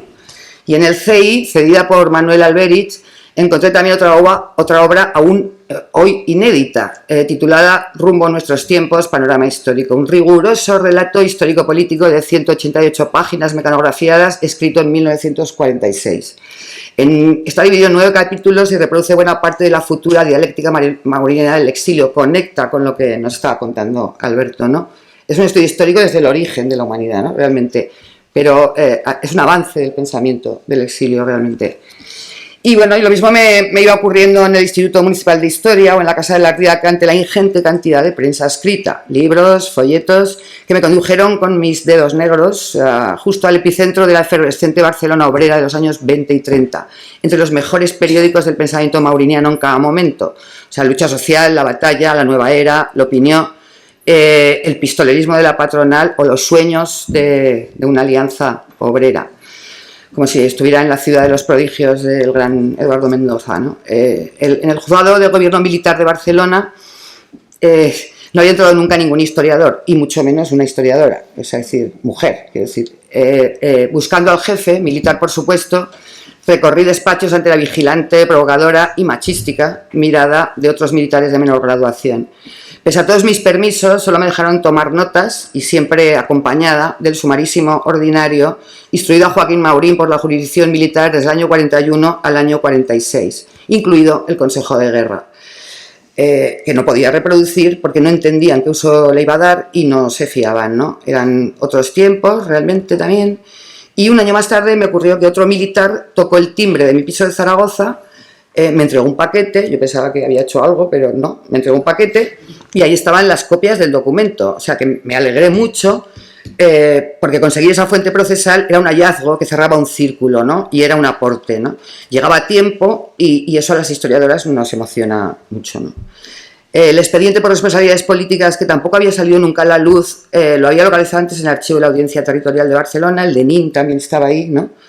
Y bueno, y lo yo seguía, y paseando por la calle Mayor de Lérida, evocaba y aprendía los propios recorridos del joven Maurín, laico, conferenciante, intelectual y particularmente filósofo y humanista, siempre tan preocupado por la moralidad del hombre, por su educación y regeneración, en el más puro estilo costista, ¿no? Como decía Marcelino, que colaboraba en el ideal de Aragón y en el ideal de Lérida, y que saltaría a la arena política en el año 19 a partir de su vinculación a la pletórica CNT de entonces. En el Instituto de Estudios Ilerdenses encontré los boletines del Liceo Escolar Laico que dirigía Federico Godás, amigo de su familia y exponente del republicanismo social en Lérida, en el que Maurín trabajó como maestro un tiempo con sus textos y charlas inflamadas de gran reformador, su compromiso europeizante y regeneracionista y su decisiva vocación como pedagogo. Como dijera su amigo Felipe Alaiz en aquel momento, con su alma vibrante como de héroe del vendimiario. Otra etapa determinante, como todas y poco conocida, que me recordó también la guerra allí, la gran implantación del blog y el POM en Lleida gracias a la impronta mauriniana, y los cuadros de Vilarich y la excursión electoral de Badoja y tantas cosas, ¿no?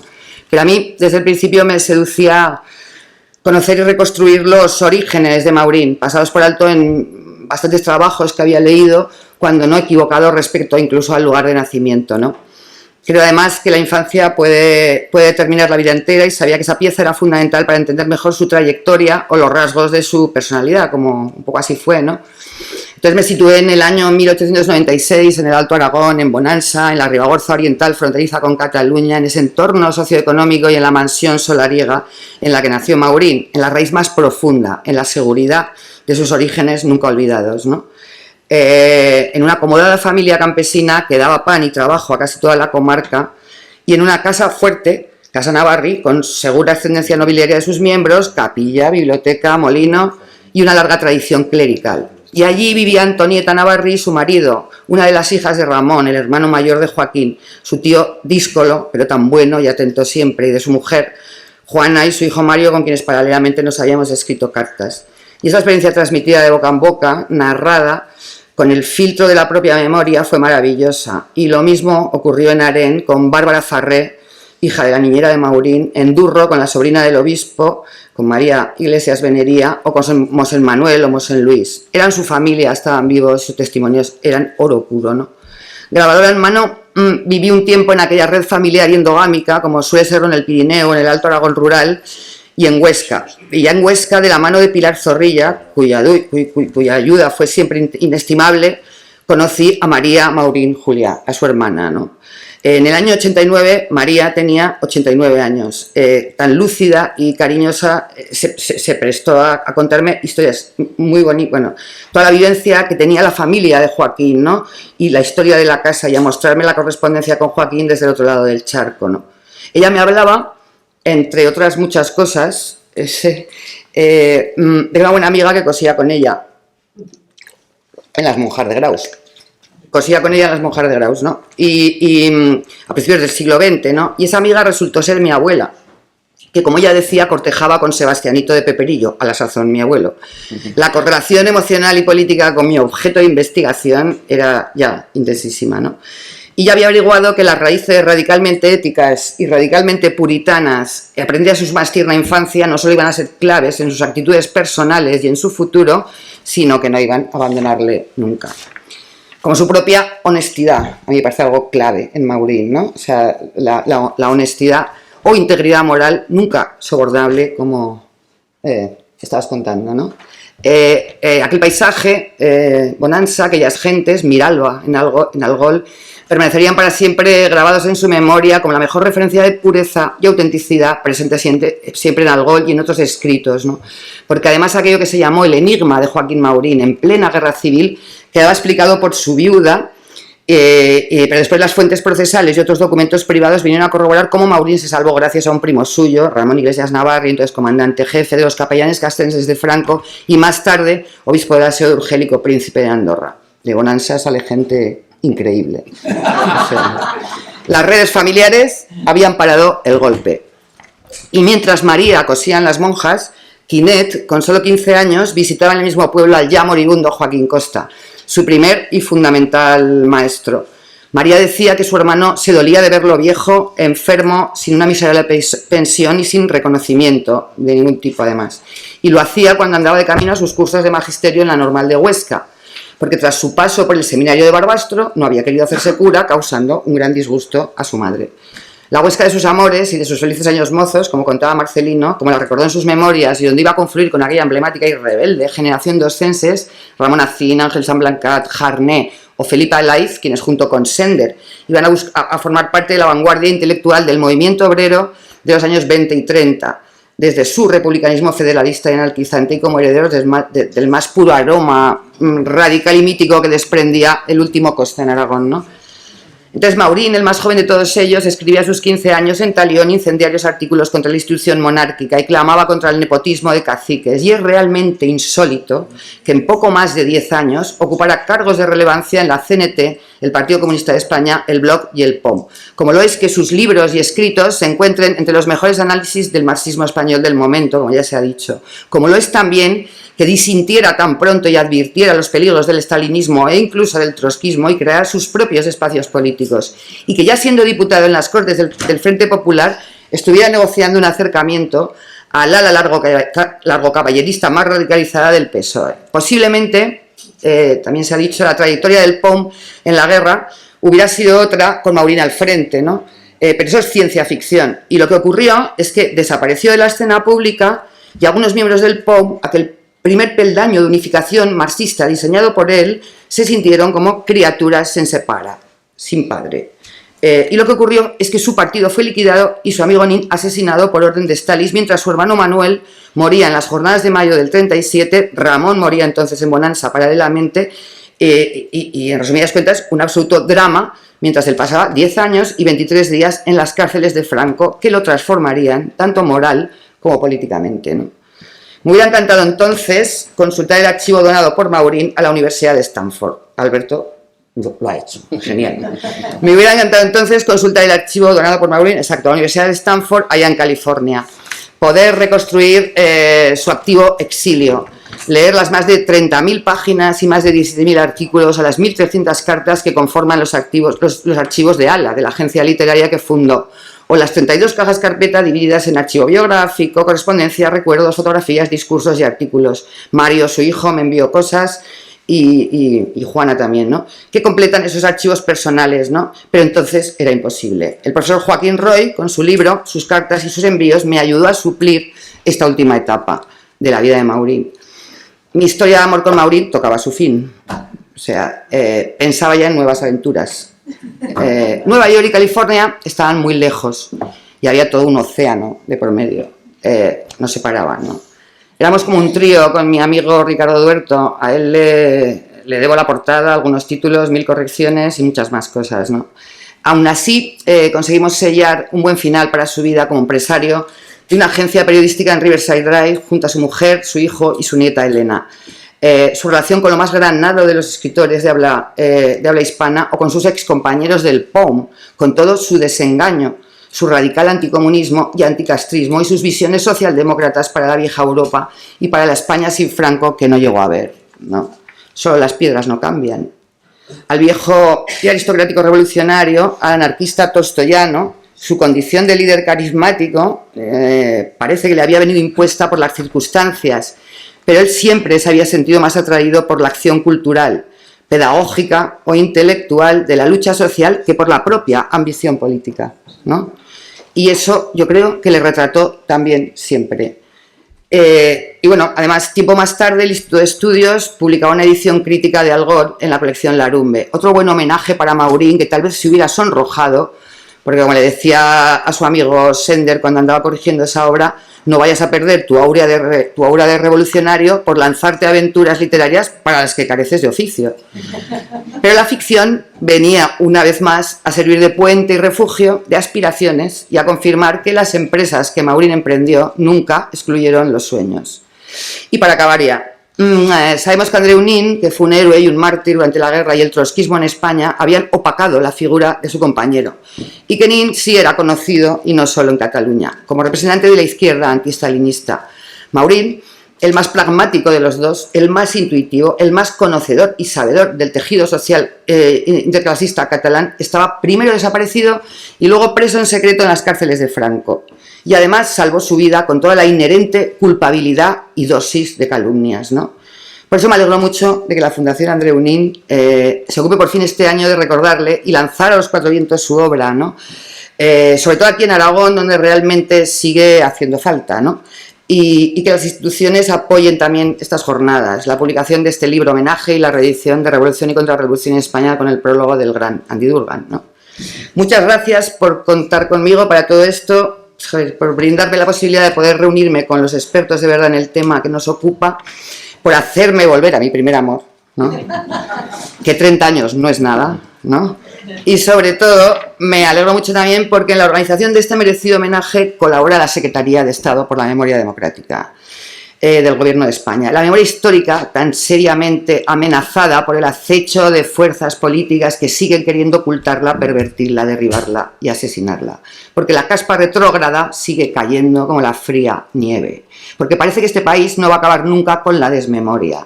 Porque sigue habiendo más de 114.000 luchadores por la libertad y la democracia republicana enterrados en fosas comunes sin identificar. Y porque no podemos perder ni un solo relato de los que no están o de los que tuvieron que irse. Y hay que seguir tendiendo puentes. Muchas gracias. Muchas gracias, Anabel. Gracias por tu trabajo, gracias por acercarnos a ese Maurín más íntimo. Gracias por compartir con nosotros ese primer amor, que no siempre es fácil compartir los primeros amores, ¿eh? Claro que todo. Efectivamente. Gracias por aportar también a esto que decías, ¿no? A esa pelea contra la desmemoria, que creo que es muy importante. Y solamente un matiz. Ya vale de los síndromes de la impostora. Dice, estoy aquí con los auténticos expertos. El experto es ella, por favor. Ya vale de los síndromes de la impostora. Saben mucho más. Pero bueno, tenemos a otro experto también con nosotros, Alfonso Clavería, para acabar de redondear lo que ha sido la exposición. Cuando quieras. Buenas tardes a todos y todas. Perdonad mi pequeña afonía, pero procuraré comunicarme de igual manera. En este 50 aniversario del fallecimiento de Joaquín Maurín, quisiera comenzar mi intervención reivindicando la Ley de Memoria Democrática de Aragón, de la que he sido ponente y a cuya elaboración dediqué muchas horas. Una ley que fue también pensada para hacer posible el reconocimiento a Joaquín Maurín y a todos aquellos exilados, encarcelados y en general las víctimas del golpe de Estado y el régimen sanguinario que le sucedió. Esta ley fue aprobada mayoritariamente en las Cortes de Aragón y es una norma de impecable pulcritud historiográfica y constitucional, además de humanitaria. Podrán derogarla, pero desde la sociedad seguiremos adelante con los mismos anhelos de verdad, justicia y reparación.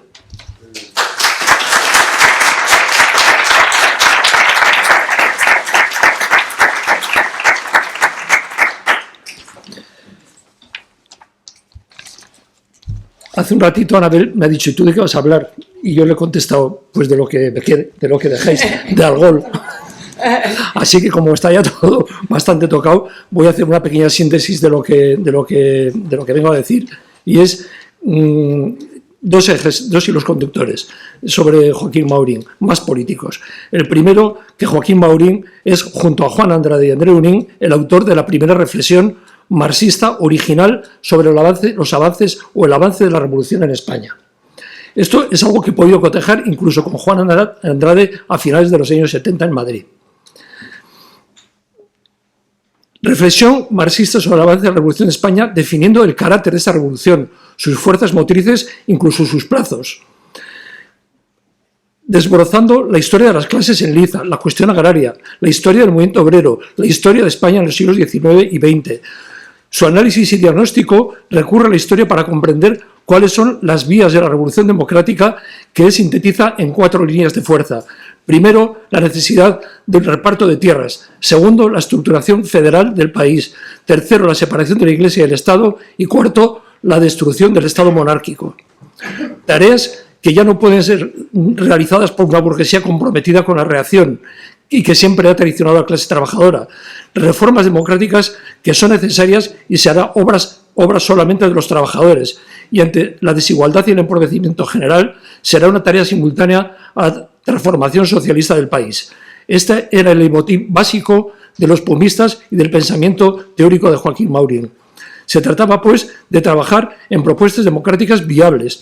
Esto es la creación de un proyecto socialista, aplicando el análisis concreto a la realidad concreta, con la aportación de un plan de unificación de la clase trabajadora y dotando de una estrategia al movimiento obrero y creando un Estado Mayor capacitado para procurar el advenimiento de la democracia y el socialismo en nuestro país. Estas aportaciones teóricas se dilatan en el tiempo, son importantes porque recorren una fase transicional fuertemente convulsa en nuestro país, que no es otra sino los últimos años de la restauración borbónica, la dictadura de Primo de Rivera y la Segunda República. Es decir, situaciones complejas, cambiantes, que exigían una metodología de análisis solvente, lejos de clichés y extrapolaciones. Y además con el mérito de hacerlo estando flanqueado por corrientes para los que la teoría era un barniz y lo que primaba era la táctica, y esta dictaba las prioridades del momento, se dictaba sobre las prioridades del momento, lo que llevaba a pasar de una táctica a otra de una manera errática. Por ejemplo, Joaquín Maurín siempre comentó que el anarquismo despreciaba y subestimaba la estrategia, y de ahí el fracaso del insurreccionalismo, la gimnasia revolucionaria, que atizaba revoluciones o rebeliones, insurrecciones aisladas en diferentes zonas del país y que acaban aisladas y derrotadas.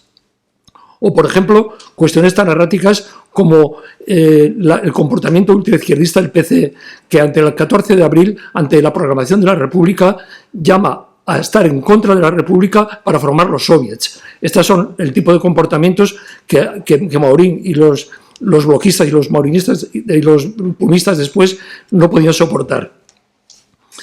Pero la segunda línea de fuerza, ya se ha dicho aquí también, es la cualificación práctica o el carácter de cuadro político fundamental de Joaquín Maurín para la construcción de un espacio propio que encabezara una estrategia viable para el socialismo y para la democracia. Las organizaciones obreras como la CNT, los CSR, el BOC y después de las jornadas decisivas, el POM. La organización que, al decir de Vivaldo Solano, juntaría el románico y el gótico del movimiento obrero uniendo sus mejores cuadros revolucionarios. Joaquín Maurín fue un líder que dominaba recursos y relaciones, que polemizaba con elegancia y brillantez, con anarquistas, con socialistas, con quien fuera. Un teórico que dejaba atrás las pasadas contradicciones y se centraba en la acción del futuro, en las expectativas. Durante estos años, Joaquín fue un propagandista incansable de la unidad de los trabajadores, ya en los años 20 proponiendo la unificación de CNT y UGT. Eso lo propugnaba desde la propia CNT y fue uno de los factores que determinó la creación de la corriente sindicalista revolucionaria de la CNT. Y después, en los años 30, impulsando y creando las alianzas obreras para que los trabajadores fueran capaces de enfrentar los propósitos criminales de la oligarquía, que eran evidentes en Alemania y en Francia en 1933. Es decir, alianzas obreras para enfrentar y ganar al fascismo, y hacerlo superando las insuficiencias del anarquismo, el estalinismo y el parlamentarismo reformista socialdemócrata. Solía decir Joaquín Maurín que la clase trabajadora le había costado 50 años desembarazarse de la restauración monárquica a la salida de la Primera República. 50 largos años de turnismo y de corrupción, a lo largo de los cuales la oligarquía terrateniente y los Borbones se enfrentaron a sangre y a fuego con la mayoría social. Los trabajadores, con mucho esfuerzo, obtuvieron poco a poco una correlación de fuerza suficiente como para derrocar a la monarquía y traer los avances sociales y democráticos republicanos a aquella España atrasada y oprimida. Pero a la postre, los esfuerzos fueron insuficientes como para decantar una salida socialista a la crisis desencadenando por el golpe de Estado del 36. Maurín y sus compañeros dedicaron largos años a organizar y formar a los trabajadores, creando fortalezas en su seno. Sabían del empuje del movimiento obrero con hechos significativos como la Semana Trágica en 1909, la Huelga General del 17 o la Revolución de Asturias del 34. Sabían de la amplia extensión de las huelgas obreras, del que la clase trabajadora se estaba sindicando cada vez más masivamente y cada vez era más combativa. Era como un gigante, pero un gigante, decía Joaquín, con los pies de barros, dadas sus carencias para dotarse de una estrategia política viable y un Estado mayor capaz de organizar una revolución que resolviera una vez la disyuntiva entre el socialismo o fascismo. Este y no otro es el hilo conductor de hacia la segunda revolución, que ahora se reedita felizmente. En él destaca la profundidad analítica y la certeza del diagnóstico sobre la situación de España, el dilema de elegir entre el socialismo o ir abocados al fascismo. En síntesis, una aportación teórica de rango superior a los albores de la emergencia y la derrota de la Revolución Española. El perfil de Joaquín Maurín como dirigente teórico al mismo tiempo práctico es el de una personalidad compleja, de alta capacidad intelectual, estudioso de los procesos históricos y de otros países y épocas, curtido en la militancia y en la acción, pero con bagaje internacional en Moscú y en París, con conexiones internas e internacionales, y dado el estudio y la reflexión, máxime cuando la mitad de su actividad política o de su vida política transcurrió en las cárceles. Mencionar, como se ha dicho aquí, su visión no dogmática del marxismo, asumiendo que las ideologías se convierten en fuerzas destructivas cuando elaboran dogmas. De ahí la búsqueda de un espacio propio para los trabajadores dispuestos a luchar por el poder y por las reivindicaciones de cada día, y que no despreciara la democracia. Entre el año 33 y 36, Joaquín dedicó cientos de páginas y de intervenciones avisando del peligro golpista en ciernes y llamando a enfrentarse con resolución y con unidad a la sublevación fascista. Después, ya lo sabemos todos, todo se precipitó y la historia de España siguió el curso más trágico y más triste de todos los posibles. El fascismo, decía Joaquín, es el castigo histórico por el fracaso de la revolución. Para finalizar, solamente nos queda subrayar en este aniversario la grandeza y la originalidad que representaron Joaquín Maurín y el POUM para la historia de España, la calidad de su proyecto emancipador que ha acabado por gozar de un reconocimiento cada vez mayor después de decenios de difamación y el vasto silencio de la derrota. Al decir de Vivaldo Solano, el libro de honor del porvenir socialista lleva una hermosa y terrible página escrita, la del honor revolucionario del POUM caído en combate junto a su clase. Y su cuadro central, Joaquín Maurín, fue un hombre inteligente, que todo lo dio por la construcción de un frente unido entre anarquistas, socialistas, republicanos, sindicalistas, y a pesar de los años transcurridos, la mención de su nombre en los valles y montañas de su querida Huesca suscita el recuerdo y la consideración por aquel gigante sabio entregado a la causa del socialismo.